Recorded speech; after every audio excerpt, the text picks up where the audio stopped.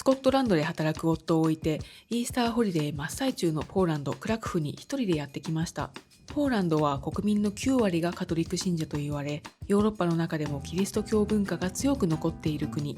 年間を通して複数あるキリスト教の祝日の中でも、イースターはとても重要です。ポーランドのイースターは我慢から始まり、様々な儀式を経て喜びへと変わる深い意味を持つ特別な時間です。今回はイースター前の節制から前日、当日、そして翌日の不思議なイベントまで、ポーランドの伝統的なイースターの過ごし方とその意味を現地の様子とともにご紹介します。ぜひ最後までご覧ください。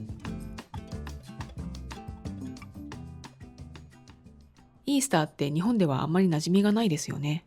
聞いたことはあっても具体的に1年のいつ頃で何をするのかよく知らない人が多いのではないでしょうか。私も何も考えずに日程を決めたのですが、行きたかった博物館を予約しようとしたらイースターホリデーで閉館になっていて、ようやく気がついたんです。イースターはキリスト教で最も重要な祭日。十字架にかけられて亡くなったイエス・キリストが3日後に復活したことを祝う日です。日付が固定されているわけではなく毎年変わります。春分の日の後の最初の満月の次の日曜日だそうですが、正直あまりピンとこないですね。2026年は4月5日でした。イースターといえばイースターエッグ、カラフルなペイントが施された卵です。もともとゆで卵で作るものでしたが、最近は木製やプラスチック製も多くなっています。卵の殻を破ってひよこが生まれることから、生命やキリストの復活を象徴するシンボルとされているんです。プレゼントにしたり、隠された卵を探す遊び、エッグハントに用いられたりします。また、ウサギが卵を運んでくるというイースターバニーの伝承も有名。キリスト教文化圏ではよくイースターバニーのチョコレートが売られています。さて、冒頭でも言いましたが、ポーランドはキリスト教の信仰が今でも大切にされている国。イースターへ向けた準備は1ヶ月以上前から始まります。イースター46日前の水曜日から四旬節が始まります。ポーランド語ではヴィエルキーポスト、英語にすると The Great Fast だそうです。ファストは断食のことですね。イエス・キリストが荒野で40日間断食したことにちなんだ節制で、復活祭に向けての準備です。四旬節が始まる前の週の木曜日は油の木曜日と呼ばれ、ポーランドの伝統的なドーナツ、ポンチキを食べて、これからしばらく続く我慢の日々に備えます。私も食べてみました。生地はふわふわで程よい甘さです。四旬節最初の日は灰の水曜日、ポピエーレツと呼ばれます。この日は教会に行き、額に灰で十字架の印をつけてもらいます。これはアダムが楽園を追放される際に神から告げられた、あなたは塵であり、塵に変えらねばならないものだという言葉を象徴するものです。四旬節は完全な断食ではありません。肉類を控えたり、タバコやアルコール、お菓子などの嗜好品を節制します。娯楽やパーティーも控えるそうです。その間食べるものは魚、野菜、パン、シンプルなスープ。節制中、肉はダメでも魚は OK の人が多いそうです。現在はやるかやらないか、どこまでやるかは個人差が出てきています。特に若い世代にはやらない人が増えているみたいです。イースター前日、私も肉を控えてみようと思ったのですが、旧市街の屋台で頼んだスープにはソーセージがゴロゴロ入っていました。観光客が多い旧市街では節制の雰囲気はあまり感じません。イースターの前の週の日曜日はパームサンデー、枝の手術またはシュロの手術と呼ばれます。ポーランド語ではネジェラ・パルモワというそうです。シュロとはヤシ科の植物です。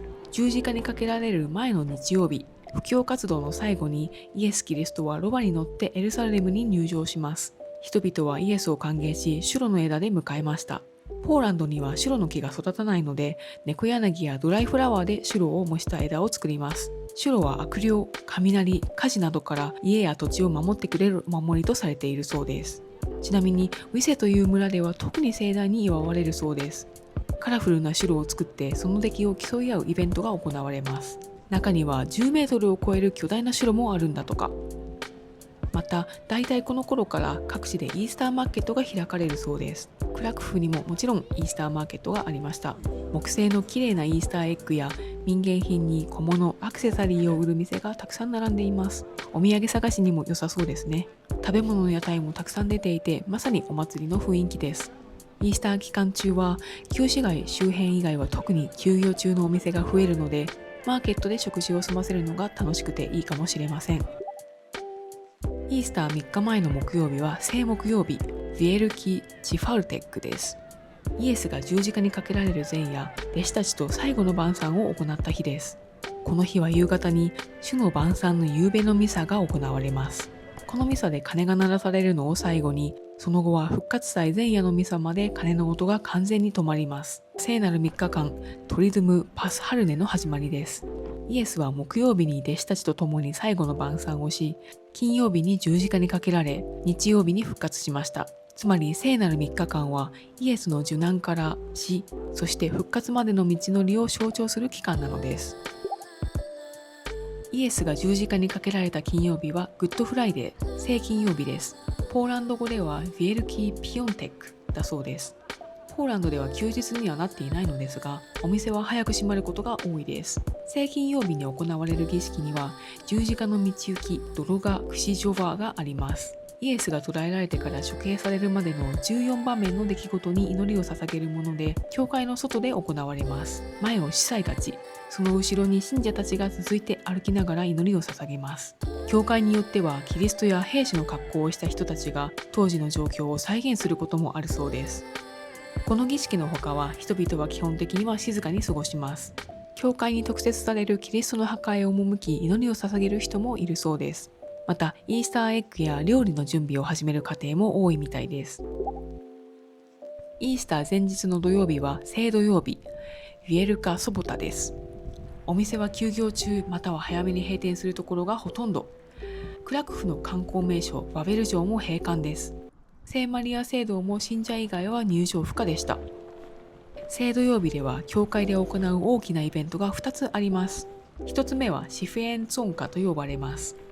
ポーランドにはイースターバスケットというものがあって、これを教会で祝福してもらう儀式です。バスケットの中身は食べ物で、それぞれ象徴するものがあります。パンはキリストの体、卵は命と復活、子羊の飾りは人々のために自らを犠牲にしたキリスト、バブカと呼ばれるイースターケーキは生命力と喜び、ソーセージやハムは家族の繁栄、西洋わさびは活力と苦難、塩は清め。昼間家族で教会にバスケットを持っていき、神父から聖水で祝福してもらいます。祝福してもらったバスケットはイースター当日の朝食として食べるそうです。祝福してもらった後は家に戻り、バスケットを持って家の中を3回練り歩きます。家を守る結界を築き、幸運を招くためだそうです。未婚の女性は急いでバスケットを家に持ち帰るのが良いとされていて、早く結婚できるようにという意味があるそうです。ちなみに土曜日にシフエンツォンカの儀式に行けなかった場合は、イースター当日日曜の朝のミサでバスケットを祝福してもらっても大丈夫だそうです。イースター当日の朝、クラクフ市内にはイースターバスケットを持った人がたくさん歩いていました。聖土曜日の大切なイベント2つ目は復活徹夜祭、ヴィギリア・パスハルナです。1年で最も長く重要なミサだそうです。行われるのは夕方。教会前でイースターファイヤーを灯す儀式から始まります。その後、イースターキャンドルに火を移し、それを持って真っ暗な教会に入ります。教会には各々キャンドルを持った信者たちが集まります。そしてイースターキャンドルから信者たちのキャンドルへ火を移していきます。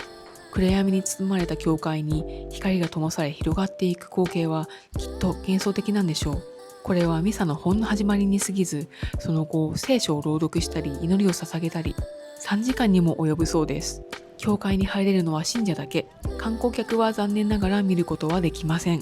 この長いミサが終わると、待ちに待った復活祭の幕開け。2月から続いた四旬節、節制はようやく終わりです。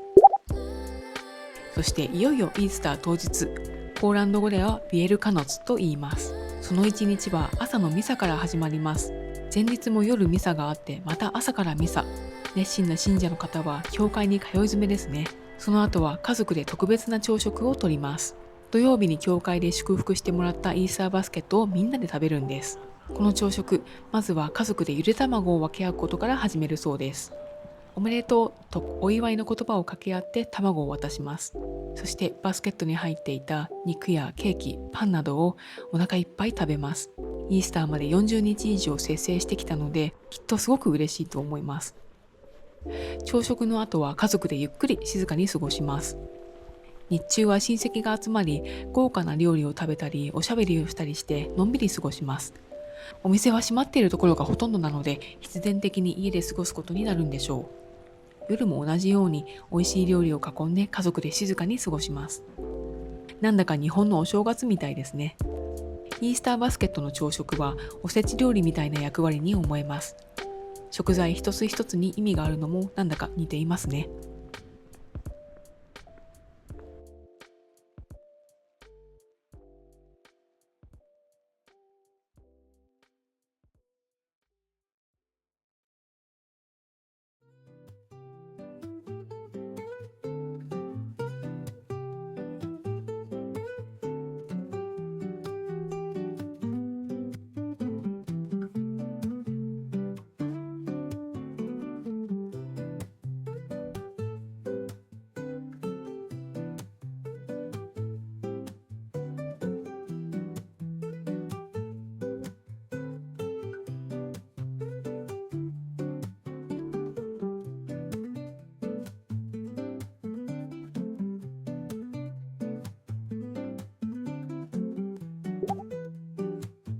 さて、イースターホリデーはまだ終わりません。イースター翌日の月曜日、イースターマンデーはシュミグスティングス、ウェットマンデーとも呼ばれます。この日は人々が街に出てお互いに水をかけ合います。なんだかタイのソンクランみたいなイベントですね。どうも始まりは14世紀に遡るらしく、春の訪れに関連しているそうです。水は生命と再生のシンボル。同様のイベントはウクライナやチェコ、スロバキア、ハンガリーなどにもあるそうです。シュミグスティングスの起源には諸説あり、古代スラブ人の移動の習慣に関連しているとか、ポーランドの洗礼と関係があるとか、一番よく知られているのは昔の田舎での習慣から来ているっていう説です。その昔、イースターマンデーには田舎では若い男性が若い女性に水をかけ、猫柳の枝で叩くことが許されていたという話です。なんだそれって思うけど、これが愛情表現だったんです。猫柳で叩く行為は女性が元気で魅力的でいられるようにというポジティブな意味だったそうです。シュミグスティングスというイベント名はシュミグスとディングスという2つの言葉からできています。でもそれぞれの言葉が指すものにも諸説があるんです。一つ目の説はこうです。シュミグスは猫柳の枝で足を叩いて水をかける行為のこと。汚れや病、宗教的な意味を洗い流す意味合いがあると。ディングスは水をかけてきた人に対し、これ以上水をかけないでというジェスチャーとしてイースターエッグを送ることだそうです。二つ目の説は、シュミグスは猫柳で叩く時間のことで、ディングスは水をかける時間のことというものです。なんだかあまりピンとこないですね。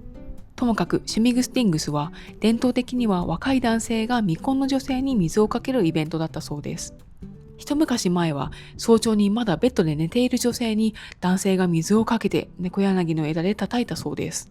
こんな目覚め正直嫌でしかないんですけど、でもこの日一番濡れた女性が次に結婚できるとされていたそうなんです。女性側としては全く何もされないとちょっと寂しい気持ちになったらしいです。そして女性側も一応仕返しするチャンスがあって、火曜日は女性が男性に水をかけるリベンジの日だったんです。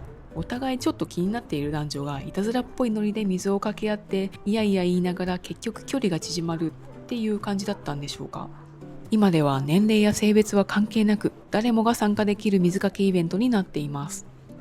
と聞いて水かけイベントを探して歩き回ったんですが、実際水をかけている人は一人も見かけませんでした。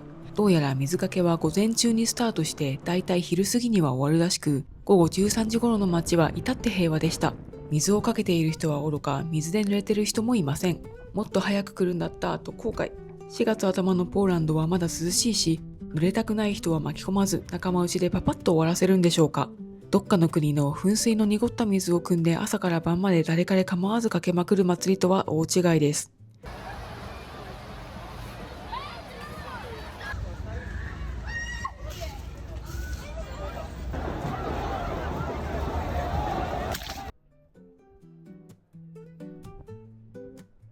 水かけが見られなかったのは残念だけど、ずぶ濡れにならずに済んだのは良かったです。こんな感じでポーランドのイースターは節制という我慢から始まり、数々の儀式を経て復活という希望、そして喜びへと続いていきます。静けさと楽しさ、その両方があるからこそこの祝日は特別なのかもしれません。もしイースターの時期にポーランドを訪れるなら、一日ごとの意味や人々の過ごし方にぜひ目を向けてみてください。最後までご視聴いただきありがとうございます。また次の動画でお会いしましょう。